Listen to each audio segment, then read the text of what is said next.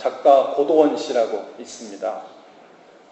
그분이 청년들을 위한 한 강연에서 한 이야기인데요. 그분이 교회 장로님이시기도 하십니다. 그분께서 이야기하시면서 백만장자의 정신이라는 책을 언급하세요. 토마스 스탠리라는 사람이 백만장자의 정신이라는 책을 썼는데요. 그 책에 보면 그 저자가 미국에 있는 1300명의 백만장자들을 직접 만나고 인터뷰를 한 내용을 그곳에 넣어놓았어요. 그런데 인터뷰를 해서 살펴보니까 미국의 최고 부자들은 대부분 부모를 잘 만나서 그 재산을 유업으로 받은 사람들이 아니더라는 거예요. 대부분 자수성가를 한 사람들이었답니다.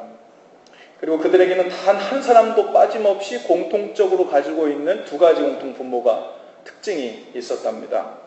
저는 지금 부자가 되는 것이 인생의 성공이라는 말을 하는 것이 아니에요. 인생의 여러 분야들 중에 특별히 경제적인 측면에서 나름대로 성취를 이룬 사람들을 어떤 예로 들고 있는 것입니다. 그들에게 있는 두 가지 공통점, 하나는 한 사람도 빠짐없이 분명한 꿈과 목표가 있었다는 거예요. 이루고 싶은 간절한 소원과 목적이 있었습니다. 그리고 그 첫 번째보다 훨씬 더 중요한 두 번째 공통점이 있었는데 그것은 다름 아니라 그들에게는 아주 탄탄한 자기 영역에서의 기본기가 있었다는 겁니다. 그 기본기 없이 아무리 꿈을 꾸어도 그 꿈을 이루기에는 너무 힘들다는 거죠. 그들 모두에게, 그리고 다른 사람들도 꿈은 누구나 꿀 수 있지만 그 꿈을 이루어내는데 가장 필요한 아주 공통 분모는 기본기였다는 거예요. 탄탄한 기본기. 꿈은 미래일이지만 기본기는 현재일이죠. 꿈은 우리 마음대로 크게 꿀 수 있지만 때로는 황당하기까지 꿀 수도 있죠. 하지만 기본기는 크지 않습니다. 아주 작아요. 우리 눈앞에, 코앞에 보이는 일이죠. 꿈은 마음먹기에 따라 점프가 가능해요. 그런데 기본기는 점프가 안 됩니다. 마치 마라톤을 하는 것과 같아요. 42.19km를 누가 한 사람이 보폭이 크다 해서 크게 점프해서 그것을 다 이뤄낼 수는 없죠. 한 걸음씩 한 걸음씩 땀을 흘리고 숨을 차가면서, 그리고 한 걸음씩 한 걸음씩 땅을 뒤쪽으로 밀어내면서 차곡차곡 쌓아가고 채워나가야 되는 거죠. 마치 이런 이야기를 합니다. 자기 영역에서의 기본기를 쌓는 일은 그 성실함 그리고 그 꾸준함으로 하나의 점들을 만드는 것인데, 그 점들이 하루 이틀 하나 둘 많아지다 보면 어느 순간 그 기본기가 쌓여서 하나의 선을 이루게 된다는 거예요. 그리고 그 선들이 반복적으로 그들의 삶 가운데 나타나게 되면 그것이 너무나도 익숙하게 되어서 어느 순간에 영감이 떠오르고 그 영감으로 인한 어떤 창조적인 일들이 가능해진다는 겁니다. 그래서 자기 삶 가운데서 한마디로 말하면 통달하는 마스터가 되는 그런 일들이 자기 삶 가운데 찾아온다는 거죠. 그리고 이 백만장자가 되었던 사람들 중에 한 사람도 빠짐없이 그들에게는 아주 그 점을 이루는 아주 그 성실함과 꾸준함과 치밀함이 그들 삶 가운데 다 있었다는 거예요. 경우는 다 다르고 케이스는 모두 다르지만 자기 분야에서의 점을 찍는 일을 매일같이 멈추지 않고 있는 사람들, 그리고 그것에 자기도 모르는 사이에 선을 이루고 어느 순간 그것이 자기 영역에서 굵은 선으로 자기 삶에 큰 획을 걷는 능력으로 자리 잡는 것을, 뼈대로 자리 잡는 것을 경험한다는 겁니다. 그리고 그 기본기의 핵심은 반복이 된 반복. 그냥 단순히 의미 없는 기계적인 반복이 아닙니다. 의미 없는 기계적인 반복을 계속하다 보면 금세 힘이 바닥나고 에너지가 고갈되죠. 매번 똑같은 일을 반복하더라도 그 속에 혼을 담은 반복. 그리고 어느 순간 그 반복이 지속되어서 탄탄한 기본기를 이루게 되는 거예요. 요즘 저희 큰딸 아이 유한이가 피아노를 배우고 있는데요. 기본기를 배우는 중에 있습니다. 근데 이제 10살 이제 되어 가는데 선생님이 막 피아노 치는 걸 보면 너무 부러워하죠. 손가락이 안 보이거든요. 그러면서 어떻게 저렇게 현란하게, 어떻게 저렇게 멋있게 피아노를 칠 수 있을까 하고 궁금해하고 부러워하고 자기도 한번 해보고 싶어가지고요. 막 앉으면 자기가 하는 대로 막 손가락 막 움직이는데 안 따라오거든요. 이게 잘 안 되거든요. 속상해요. 선생님은 요한에게 숙제를 내줄 때 요즘에는요, 두 손으로 치는 거 연습하지 않고 한 손씩 연습하라고 합니다. 한 손만 계속 10번, 20번 연습하고 또 한 손 10번, 20번 연습하고 합쳐서 한번 해보고 또 손이 굳어서 혹은 마음대로 잘 안 움직이면 또 한 손만 계속 연습하고 또 한 손 연습하고 또 같이 해보고, 이 기본기가 탄탄하게 익숙해지지 않으면 마음은 급해서 잘 쳐보고 멋있게 치고 싶은 마음, 마치 점프를 하고 싶은 마음이죠. 근데 마음은 점프를 할 수 있고 꿈은 크게 가질 수 있지만 이 기본기를 하나하나 연습을 충분히 해놓지 않으면 아무리 두 손을 가지고 아름답게 폼을 잡는다 한들 멋있는 연주가 나올 수 없다는 겁니다. 믿음도요, 기본기가 중요합니다. 믿음에 무슨 기본기가 있나 생각될지 몰라요.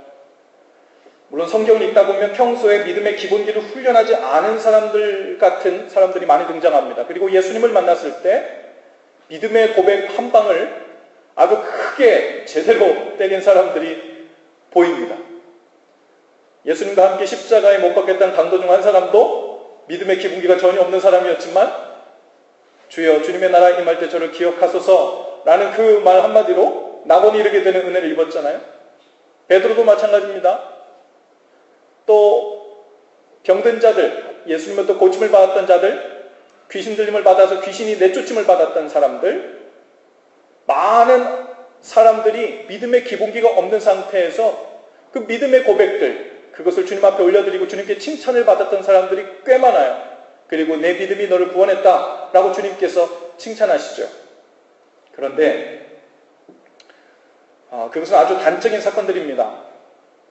만일 성경에서는요, 그 믿음의 고백을 한 사건을 기술해 놨지만 아마 지면상 그 이후의 사건들을 더 기술하지 못한 것 같아요. 그들이 믿음의 고백을 하고 난 후에, 믿음의 삶을 시작한 후에, 그들이 그 후에 어떻게 그 믿음을 따라 살았는지에 대한 기술을, 묘사를 더 할 수 있었다면, 그들이 대단한 믿음 고백 한 번 한 것, 그것보다도 그들의 믿음의 삶을 얼마나 꾸준히 그리고 아름답게 충성되게 살았는지에 대해서 아마 이야기가 적혀졌을 것입니다. 여러분, 많은 그리스도인들이 이러한 단적인 믿음의 예를 보고는 믿음의 삶을 오해합니다. 평소에는 믿음의 삶에 대해 크게 마음 쓰지 않았어도 절묘한 타이밍에 마치 이 사람들처럼 믿음의 고백을 한번 잘하면 인생도 펴지고 복도 받고 영원한 삶도 얻게 된다는 우리 가운데 소원이 있죠. 그리고 몇몇의 특별한 경우에는 주님께서 그러한 은혜도 주십니다. 그런데 이제 믿음의 삶 가운데 이미 들어온 사람들, 그 사람들에게 있어서 주님께서 원하시는 믿음의 모습이 과연 그런 모습일까요?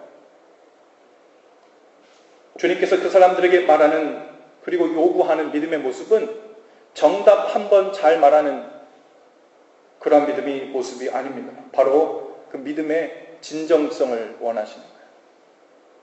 여러분, 아무리 좋은 말도, 아무리 아름다운 고백도 진정성이 뒷받침되지 않으면 못 믿을 말이 되죠.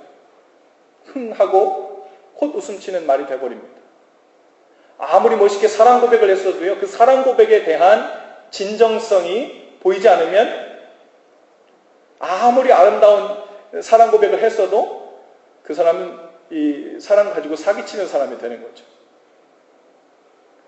진정성.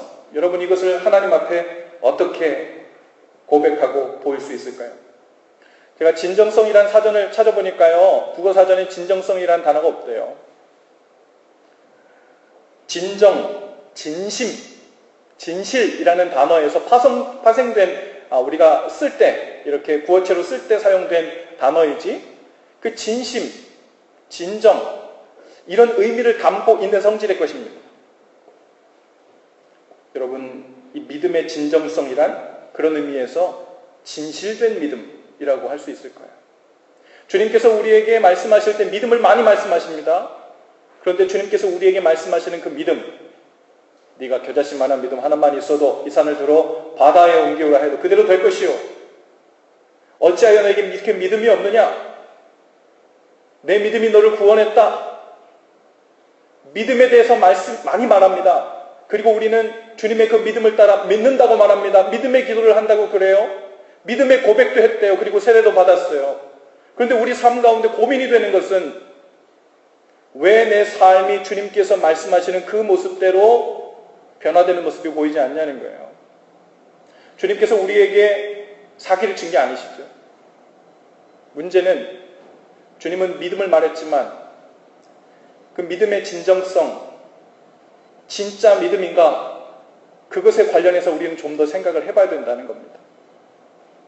단순히 입에서 고백되는 믿음이라고, 저는 믿습니다라고 고백되는 그것 한마디로 주님께서 말씀하시는 그 조건절의 믿으면이라는 것이 다 충족되는 게 아니라는 말이죠.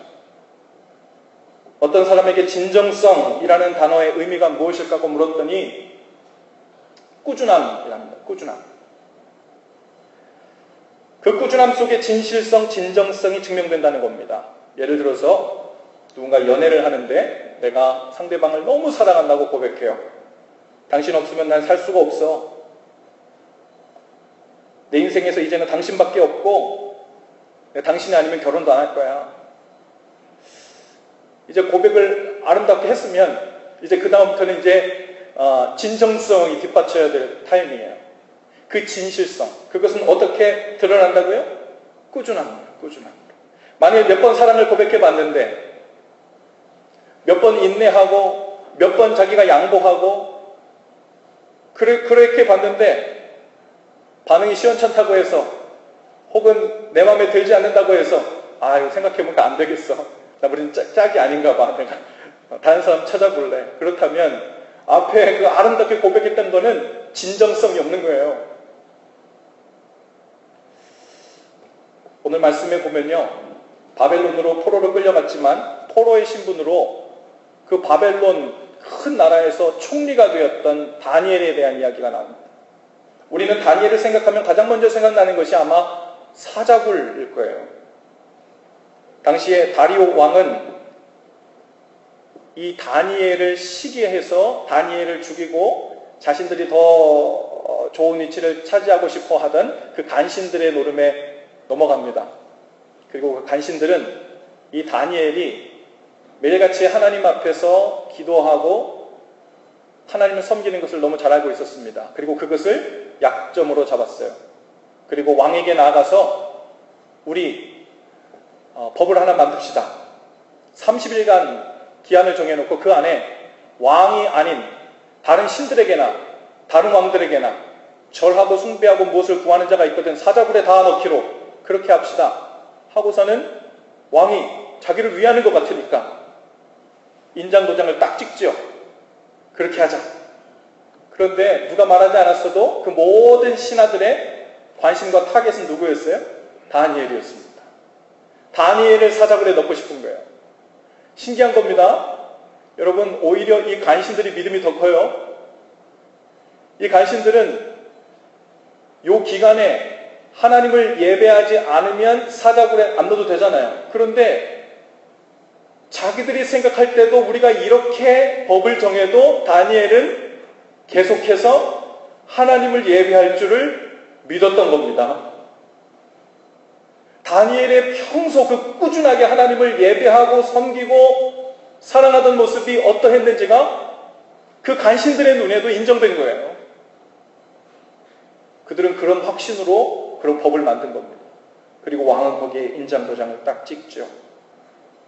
그런데 오늘 본문 말씀에 보니까 다니엘은 그 조서에 왕의 도장이 찍힌 것을 알고도 자기 집에 돌아가서는 윗방에 올라가서 예루살렘을 향하여 창문을 열고 하던 대로 전에 하던 대로 하루 3번씩 무릎을 꿇고 기도하고 하나님께 감사했다고 했습니다. 어떻게 보면요, 다니엘이 참 융통성이 없어 보입니다.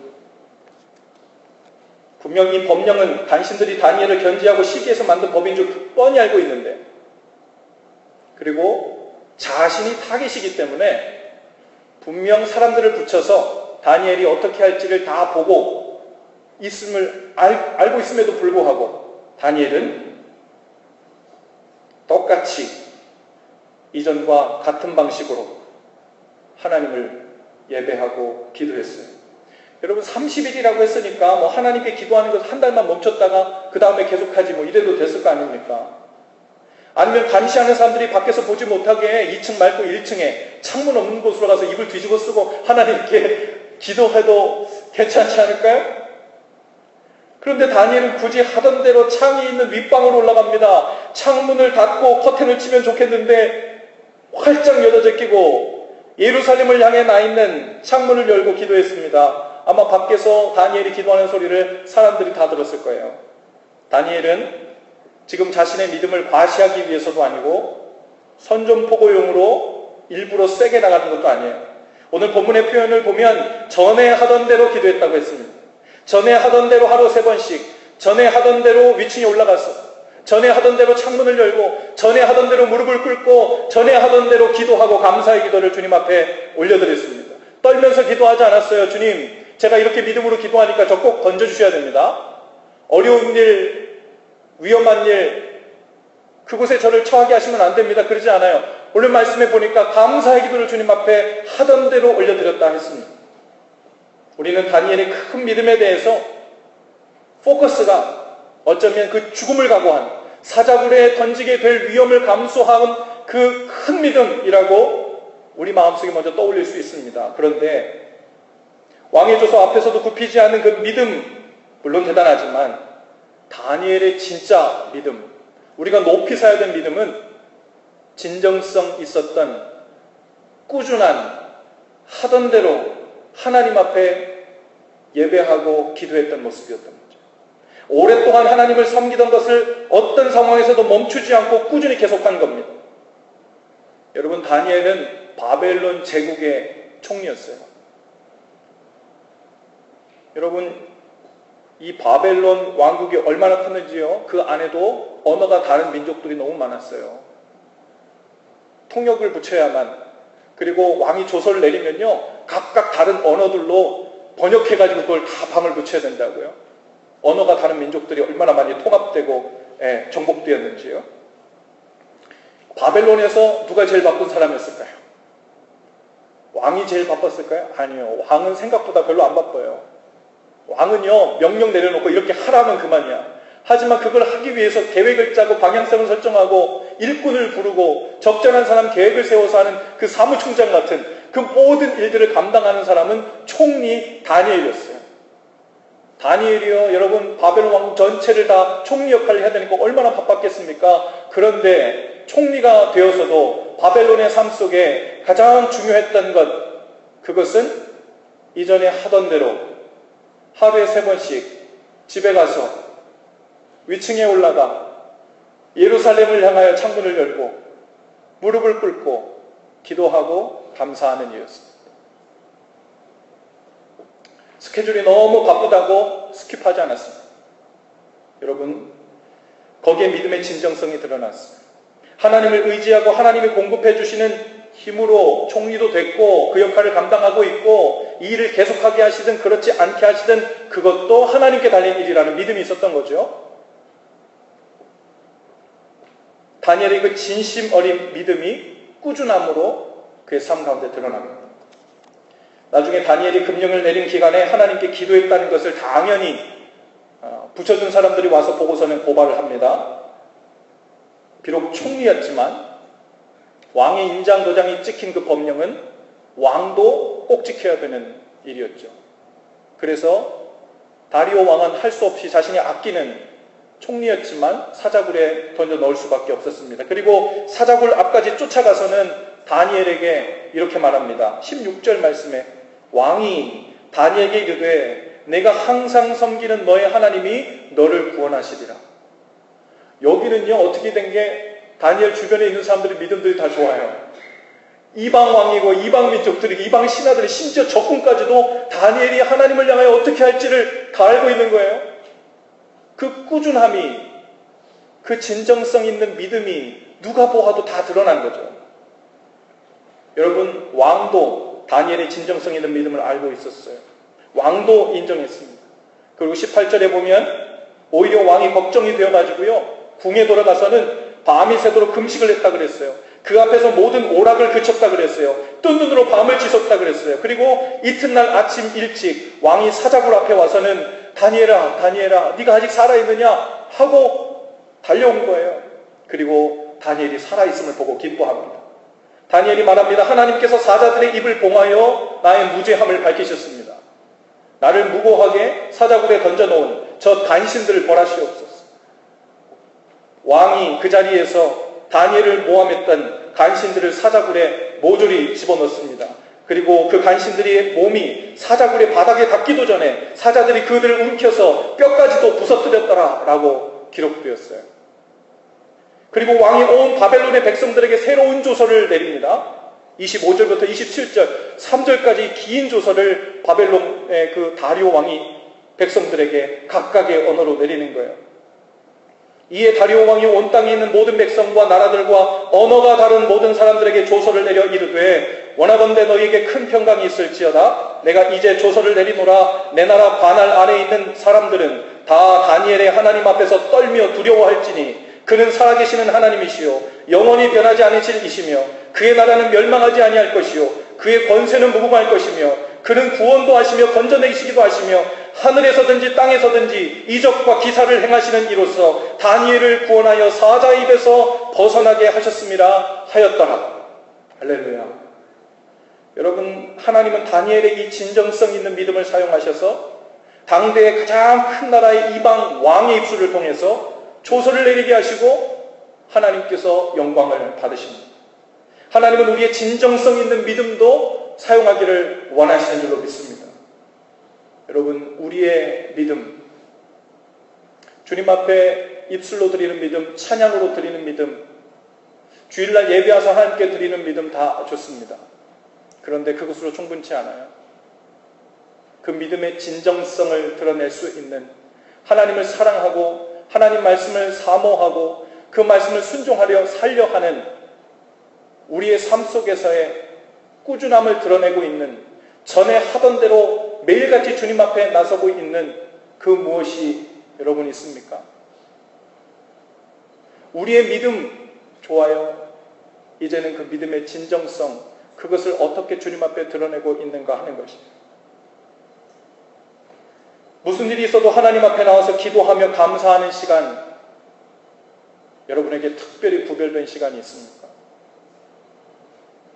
여러분, 중요한 것은 내 삶에서 무슨 일이 있어도 포기하지 말아야 할 그 시간이 하나님과 나 사이에 존재하는가이죠. 주일날 예배하는 것, 특별히 이 시간을 하나님 앞에 거룩하게 성별해서 드리는 것 좋습니다. 근데 제가 목사로서가 아니라 나도 한 사람의 크리스천으로서 하나님 앞에 제 자신을 바라볼 때 주일 예배 한 번으로는 어림도 없습니다. 내 진정성을 주님 앞에 드러내고 율법을 지키라는 것이 아니고 하나님 앞에 우리의 마음이 끊어지지 않고 연결된 상태에서 함께 살기 위해서 주님 앞에서 애쓰고 노력하고 있는 우리의 성실함, 우리의 충성됨, 우리의 하던 대로 주를 경배하고 예배하고 기도하는 모습이 어디 있냐는 거죠. 저희 교회에 금요일 기도회가 여러분 있는 거 아시죠? 금요일 날 여러 사정 때문에 스케줄이 안 되시는 분들도 있는 줄 알아요. 저는 개인적으로 주일날도 하나님 앞에 예배하는 건 너무 귀하고 좋지만 금요일 저녁이 마치 다니엘이 하루에 3번 집에 와서 예루살렘을 향하여 기도하고 하나님께로 다시 마음의 초점을 모으는 시간을 가졌던 것이 우리 교회에서 이 금요일 저녁 시간이 되지 않을까 싶어요. 왜냐하면 주일날은 누구나 다 예배 드리는 것을 알고 있어요. 그런데 일주일에 한 번 주님 앞에 특별한 마음을 가지고 와서 마치 옵션을 갖거든요. 집에 꼭 안 가도 되거든요. 안식일 지키면 됐지. 여러분, 다니엘이 꼭 집에 하루에 3번씩 안 가도 되거든요. 그런데 다니엘에게 있어서 하루에 3번 집에 가서 하나님 앞에 예배하고 그분의 이름을 부르는 것이 생명처럼 붙들고 여겼어요. 어쩌면 우리가 세상의 논리상은 그거 집에까지 내려가가지고 3번씩 예배하고 기도하던 시간 아껴가지고 나라 국정을 더 돌보고 이랬으면 훨씬 더 많은 애 셌을걸? 이런 생각이 들 수 있을지 몰라요. 하지만 아마 그 3번의 하나님을 부르는 시간이 없었으면 다니엘은 일찌감치 하나님 맡기신 역할을 감당하지 못했을 거예요. 하나님 주신 지혜로 총리도 되지 못했을 뿐더러 하나님 주신 지혜로 그 일들을 감당한 일은 더더욱 말도 안 되게 했을 것입니다. 우리는 세상의 지혜, 세상의 계산법 가지고 사는 사람들이 아니죠. 우리의 힘이 어디로부터 오는지, 우리의 지혜가 어디로부터 오는지, 우리는 어떤 능력에 붙들려 사는지를 바로 알고 사는 사람들이에요. 여러분, 하나님 앞으로 나와 내 마음의 초점이 흐려지고 자꾸 분산될 때, 마치 하나님의 법대로 살지 못하고 세상의 법, 세상의 논리가 내 속을 자꾸 휘저어서 살게 되는, 마치 이스라엘 백성이 법궤를 빼앗기고 살았던 것처럼, 마음의 법궤를 빼앗긴 사람처럼 그저 되는 대로 사라지는 대로 산, 그저 바쁘게 산. 어쩌면 하나님 앞에서 이렇게 고백할 수 있어요. 하나님, 제가요 너무 바빠서 그렇지, 제가요 너무 스케줄이 많아서 그렇지요, 제가 악한 일은 그렇게 안 하고 살아요. 죄는 그렇게 많이 짓고 살지 않아요. 그러면 괜찮지 않을까요? 그런데 여러분, 하나님 앞에서 악한 게 무엇입니까? 하나님 앞에서 죄 짓는 게 무엇이에요? 하나님 없이 내 눈앞에 펼쳐지는 되는 대로 사는 것이 하나님 앞에서 죄예요. 하나님 없이 세상 일로 바빠서 거기에 함몰되어 사는 것이 악입니다.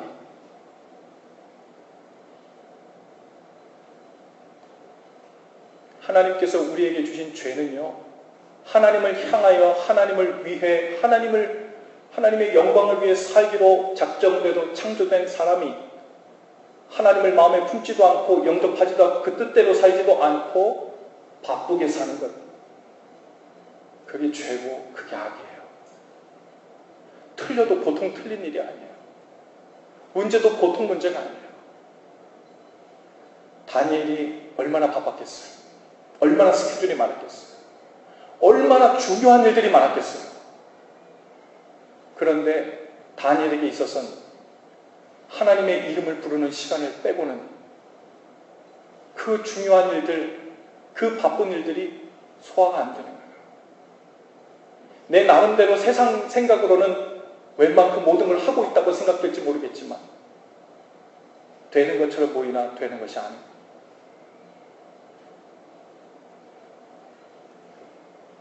여러분, 하나님 앞에서 매일같이 꾸준히 하던 대로 하던 그 무엇, 그것 우리에게 있어야 됩니다. 하나님 앞에 믿음으로 꾸준히 나아가는 그 일 꼭 있어야 돼요. 이건 옵션이 아니에요. 여러분, 하나님께 헌금 드리는 일 여러분 꾸준히 하셔야 돼요. 상황이 좋고 나쁨 따라가지고 하나님께 드렸다 안 드렸다 하는 것, 이거는요 하나님 앞에서 믿음의 진정성 문제이기도 해요. 또 꾸준히 헌신하고 봉사하는 일도 마찬가지예요. 하나님께서 주님의 일을 맡은 사람들을 높이 쳐주시는 것은 그 전문성이 아니라 뭐라고 그래요? 충성이래요. 맡은 자들에게 구할 것은 잘하는 거다 그러지 않고 맡은 자들에게 구할 것은 충성이라 그랬어요. 그 충성은 영어로 faithfulness입니다. 성실함이에요. 아, 그러면 하나님 믿을 때 성실한 성격이 있는 사람들은 더 잘 믿겠네요? 그런 게 아니에요. 성실하면요 꾸준함을 얘기하는 거예요. 진정성을 얘기하는 겁니다. 주님 앞에 마음 먹은 것을 행동으로 실제로 옮기는가, 마음에서 잊지 않고 품고 계속 있는가, 그것을 주님께서 요구하시는 거예요. 잘 되고 안 되고 하는 것은 주님의 몫입니다. 주님께서 길을 열어주시기도 하시고 사람들도 만나게 하시고 되는 환경도 열어주시기 때문에 얼만큼 성취했는 것은 철저히 주님의 몫이에요. 그러니 잘 돼도 우리의 성과가 아니고 못 돼도 우리가 주님 앞에서 죄책감을 가질 필요 없어요. 하지만 하나님 앞에서 맡은 일에 대한 충성, 성실함, faithfulness가 부족한 것에 관해서는 주님께서 문제 삼으십니다. 저희 교회에서도 여러 모양으로 헌신하고 봉사하시는 분들 참 많은데 존경스러운 분들 참 많아요. 여러분, 그 중에서도 가장 고맙고 힘이 되는 분들은 어떤 분들이냐면 아주 작은 부분이라도 맡은 일을 꾸준히 성실하게 충성되게 감당하는 거예요. 꾸준함은요, 하나님을 바라보고 섬길 때 가능한 일. 이게 작은 일인데 앞에 잘 드러나지도 않는데 잘 보이지도 않는데, 그런데 꾸준하게 그 작은 일을 그 숨겨진 자리에서 할 수 있는 것은 무슨 이유 때문이겠습니까? 보이지 않는 하나님을 믿고 그 앞에서 행하기 때문에 가능한 거예요. 주님께서는 모든 사람에게 달란트를 달리 주셨다 했어요. 누구에게는 1달란트 주셨대요. 누구에게는 5달란트 주셨대요. 그런데 우리는 착각합니다. 아, 하나님은 내가 능력이 더 많으니까 5달란트 주셨고 누군가는 능력이 적으니까 1달란트 주셨구나. 그런데 그 비유 가운데 참 신기한 것은요, 주님께서 우리에게 바라시는, 내가 1달란트 맡겼는데 그래, 얼마를 남겼냐? 1달란트 남겼어. 그걸 원하시는 거예요. 2달란트 맡겼는데 얼마를 맡겼냐? 남겼냐? 2달란트 남겼어. 5달란트 맡겼는데 몇 달란트 남겼냐? 5달란트. 2달란트 맡겼는데 3달란트 갖고 오라고 하지 않아요. 5달란트 맡겼는데 5달란트 갖고 오라는 거예요. 이것은요, 많이 남겼냐 적게 남겼냐의 문제가 아니라 비율의 문제예요. 다른 말로 하면 내가 너에게 2달란트를 맡겼는데 그 2달란트에 합당한 성실함과 충성을 보였느냐인 거예요. 한 달란트를 맡겼는데 1달란트에 합당한 충성과 성실을 보였으면 그것으로 하나님께서 맡기신 미션의 100%를 성취한 겁니다. 이 사람은 10달란트를 맡겼는데 8달란트밖에 못했다는 것은 그 사람의 능력이 부족하다는 말이 아니라 성실함과 충성도에서 80%밖에 감당을 못했다는 거예요. 10달란트 받은 사람이 8달란트를 남겼다면 1달란트 받은 사람이 1달란트를 하나님 앞에 드린 것보다 칭찬받지 못한다는 거예요. 주님 앞에서 여러분, 다른 사람보다 많은 달란트를 받았다고 생각하는 사람이 재능이 더 많아요? 돈이 더 많습니까? 또 내가 영향력을 더 끼칠 수 있는 자리에 있어요? 부담스러우셔야 돼요. 부담스러우셔야 돼요. 아, 하나님께서는 나에게 이 일을 저 사람보다 5배나 더 섬길 수 있는 능력과 환경을 나에게 주셨구나. 주님께서 우리에게 원하시는 것은 그 사람의 5배의 성실함과 충성함입니다. 내 상황과 상관없이 쟤는 얼만큼 시간을 얼마 내고 재물을 얼마 내고 영향력을 얼마 내고 봉사를 얼마 내고 이만큼 하는, 난 저 사람보다 조금 더 해. 여러분, 이것은 우리 계산이에요. 성경적이 아니에요. 주님 앞에 그 꾸준함과 성실함, 그것으로 주님께서 우리에게 구하신다는 거예요. 우리는 다윗의 이야기 참 좋아해요. 그 중에서도 물맷돌로 거대한 골리앗을 쓰러뜨린 이야기 참 좋아합니다. 그런데 이 이야기를 할 때마다 한쪽 마음에 늘 우려되는 마음이 있어요. 다윗이 물맷돌을 던져 골리앗을 쓰러뜨렸다는 이야기를 읽을 때 그곳에서 마치 하나님의 놀랍게 역사하시는 기적의 도움의 역사만 바란다는 거예요. 나는 물맷돌을 던져본 적도 없는데 하나님께서 물맷돌 날아가는 방향을 조절하시고 골리앗의 이마에 딱 맞게 하셨다. 얼마나 큰 은혜냐. 하나님, 나도 물맷돌 뭐가 될지 모르겠지만 막 날리며 살겠습니다. 그리고 저는 주님께서 하여튼 막 날리는 것마다 다 정통하게 할 줄로 믿어요. 시험 공부 하나도 안 했는데 내가 오늘 시험 공부할 때 내가 쓴 것들이 마치 방언처럼 써져서 골리앗의 이마에 딱 맞춰가지고 정답을 맞추게 될 줄로 믿습니다. 그런데 가면 2단이에요. 큰일 나요. 하나님께서요, 아주 예외적인 방법으로 특별한 경우에 하나님의 나타나심을 보이심을 나타낼 때 그런 방법으로 기적을 일으키실 때도 있습니다. 하지만 모든 사람에게 그것을 원하시는 게 아니에요. 믿음의 과정에 들어온 대부분의 사람들에게 주님께서 원하시는 것은 믿음의 진정성이에요.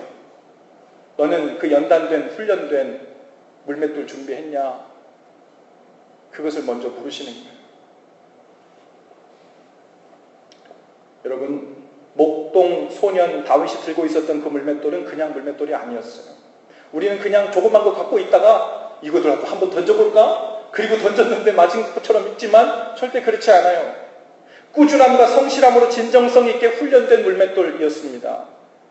맡겨진 작은 양떼를 지키면서 늑대와 곰이 나타났을 때에도 수천 번, 수만 번을 던져서 쫓아낸 전적이 있는 그런 물맷돌이었죠.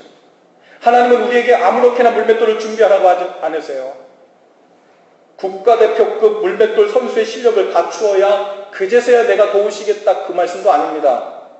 우리에게 원하시는 것은 성실함으로 증명된 진정성 있는 믿음, 꾸준함과 성실함이라는 진정성이 묻어나는 그 믿음의 물맷돌, 그거 준비됐냐고 물으시는 거예요. 그러면 그것이 골리앗이 되었든 사자굴이 되었든 주님께서 정통으로 맡게 하시고 주님의 때 주님의 아름다운 일을, 영광을 받으신다는 말입니다. 오늘 우리 인생에 마치 골리앗 같은 장애물, 거인 같은 문제를 만난 분들이 혹 있을지 모릅니다. 어떻게 헤쳐나가야 될지, 어디서부터 문제를 풀어나가야 될지 막막한 분들이 있을 거예요. 이제 졸업을 하고 새로운 인생의 챕터를 맞게 되는 분들도 있습니다. 또 삶의 중대한 변화들을 지혜롭게 맞아들여야 하는 분들도 있습니다. 마치 큰 칼을 차고 물맷돌로는 어림도, 뚫기에 어림도 없는, 아무런 영향도 못 미칠 것 같은 그런 철갑옷을 입은 골리앗 같은 문제들, 골리앗 같은 장애물들이 우리 앞에 딱딱 바로막고 있을 수 있어요. 어떤 분들은 곧 사자굴에 던져질 것 같은 위험과 두려움 가운데 걱정되고 염려스러운 마음으로 계신 분들도 있을지 몰라요. 어둠 속에서 어떤 종류의 사자가 덤벼들어서 나를 집어삼킬지 모르는 위태로운 가운데 계신 분들도 있을 겁니다. 사자를 이기고 골리앗을 물리치는 그 일은 언뜻 보면, 겉으로 보기엔 담대한 믿음의 고백 한 번, 믿음의 돌팔매질 주여 하고 부르짖고 한 번 던진 그걸로 다 될 것 같지만 그렇지 않아요. 하나님을 향한 꾸준하고 성실한 믿음의 기본기로 다져진 기도, 그리고 물맷돌이 필요합니다. 목사님, 그럼 저는 너무 늦었나요? 저는 아직 다져진 물맷돌이 없는데 오늘부터 다져가지고 언제 써먹나요? 거기에 하나님의 은혜가 있어요.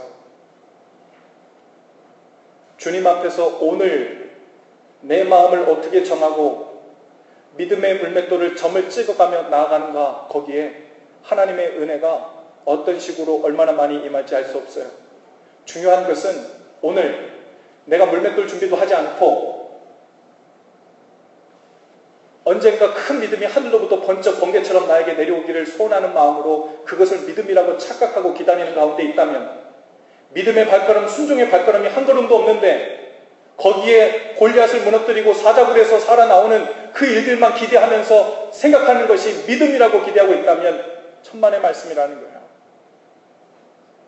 오늘이라도 작은 믿음의 물맷돌을 하던 대로 주님 앞에 성실하게 올려드리는 여러분의 삶 속에 영역이 있어야 됩니다. 그러면 하나님께서 그것을 믿음으로 받으시고 주님 쪽의 일을 하실 것입니다. 그리고 주님은 친실하신 분이세요. 주님께는 언제고 늦는 법이 없으십니다. 주님께는 모든 것이 가능합니다.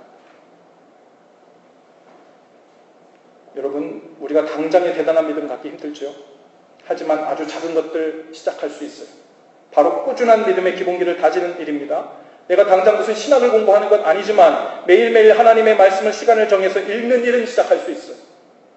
하루 3번 성전이나 집에 와서 기도할 수는 없어도 하루에 어느 때 집에서, 직장에서, 차 안에서, 그리고 일주일에 한 번 주님 앞에 진지하게 기도하고 삶의 초점을 주님께로 다시 돌이키고 일으키는 진정성 있는 그 시간을 주님 앞에 올려드릴 수는 있어요. 내가 무슨 큰 헌금을 주님 앞에 들지 못해도 주님 앞에 약속한 예물 충성됨으로 성실하게 드릴 수 있어요. 대단한 재능으로 섬길 수는 없어도 맡겨주신 사역을 충성되고 꾸준하게 섬길 수는 있어요. 일상에서 나에게 주신 말씀 하나를 순종함으로 그 말씀 붙들고 주님 앞에 나갈 수는 있습니다. 목사님, 저에게 예수님처럼 완전한 사람이 되라는 겁니까? 아니요. 저는 퍼펙트한 그런 크리스천이 지금 당장 되기 힘들어서 첫걸음을 떼지 못하겠습니다. 그러지 말라는 거예요. 주님이 우리에게 원하는 것은 지금 당장 완전한 성화를 이루라는 게 아니에요. 지금 주님 앞에서 순종함으로 반응하고 작은 물맷돌을 준비하는 마음으로 하나님 앞에 헌신하고 충성되게 나가고 있는 영역을 손에 쥐고 있어야 된다는 말입니다. 그 일이 주님 앞에서 계속되어질 때 그 일은 믿음의 점을 찍는 일이에요. 그리고 그 일이 어느 순간 선으로 연결될 겁니다. 그리고 우리의 믿음의 큰 뼈대를 이룰 거고 그 선은 점점 더 굵어질 거예요. 그리고 어느 순간 골리앗을 만나게 됐을 때, 사자굴에 던지게 되었을 때, 옛날에 내 믿음 같아서는 도저히 상상할 수도 없는 믿음의 고백과 믿음의 반응이 그 영감으로 우리의 삶을 이끌어 나간다는 말. 이제 곧 믿음의 물맷돌을 던져야 할 때가 곧 올지 몰라요. 위기와 어려움 가운데도 믿음을 굳게 붙들어야 할 때가 올지 모릅니다. 그 진정성 있는 믿음이 하나님 앞에서 진실한 기도가 될 것입니다. 그리고 주님은 그 진실한 기도, 진정성 있는 우리의 믿음을 사용하셔서 그분의 일을 그분의 방법대로 그분의 스케일만큼 행하시고 영광을 받으실 거예요. 그렇게 우리의 삶을 드리는 겁니다. 여러분, 이제 좋은 직업, 영향력 있는 사람, 어느 포지션에 올라가서 내가 크게 한번 하나님 앞에 무슨 한턱 쏘는 것처럼 하나님께 영광, 이만한 영광을 한턱 쏘자! 막 이런 것처럼 큰 포부를 갖고 꿈을 가지고 주님 앞에 나갈 수 있어요? 그건 우리가 하는 거 아니에요. 우리가 할 수도 없어요. 그건 주님께서 허락하시고 그 위치에 올리시는 것도 주님이 하시는 거예요. 주님이 우리에게 원하시는 건 오늘 믿음의 그 한 걸음, 믿음의 진정성 있는 물맷돌 준비하는 것 오늘부터 시작했냐? 그 일 계속 하고 있냐? 다니엘처럼 하던 대로 2층에 올라가서 영적인 창문을 하나님께로 열고 기도와 감사함으로 주님을 예배하고 그분을 찬송하고 그분을 신뢰하고 우리 마음의 포커스를 주께로 계속 돌리는 일, 그 일을 계속할 수 있냐? 우리는요, 이거 분명히 해야 됩니다. 하나님, 내 능력으로는 이 큰 일 못해요. 주님께서 우리에게 이 큰 일을 너의 능력으로 해보라고 하신 적도 없어요. 그런데 저는요, 제 능력으로, 제 힘으로, 제 상황에서 이 큰 일 못해요. 이 큰 믿음 못 가져요. 라는 그 말 속에 뭐까지 같이 내보내냐면, 그렇기 때문에 저는 작은 순종도 못합니다. 작은 시작도 못합니다. 작은 충성됨도 주님께 드리지 못합니다. 라는 마음을 같이 쓸려보내요. 애기 목욕시키다가 목욕물 버리다가 애기까지 다 버리는 거예요. 분명히 구분하셔야 돼요. 성령님은 우리의 속을 다 꿰뚫고 계세요. 어디에서 머뭇거리고 있는지, 어디에서 같이 묻어가고 싶어 하는지, 어디에서 멈춰 서 있는지, 어디에서 죄에게 클릭이 돼서 발목 잡혀 있는지, 주님께 우리의 믿음의 물맷돌 준비하면 주님께서 그거 믿음으로 진정성 있는 믿음을 받으시고 사자굴에서도 우리를 건지시는 능력을 행하실 줄로 믿습니다. 골리앗과의 싸움에서도 말도 안 되는 승리를 이루게 하시는 하나님의 놀라운 은혜를 경험하게 되실 줄로 믿습니다. 우리 엽기자하고 인사하시면서 진정성 있는 믿음을 준비합시다. 한번 인사하십시다. 진정성 있는 믿음을 준비합시다. 우리 모두 자리에서 다 일어나실게요.